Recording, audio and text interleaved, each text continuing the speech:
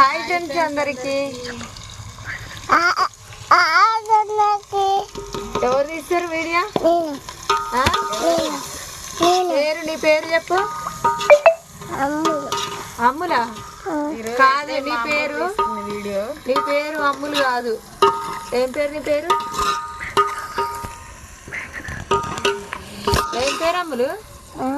ఈరోజైతే మేము టమాటా చారు చేస్తున్నాం. మామూలుకి అయితే చారులు అంటే చాలా ఇష్టం.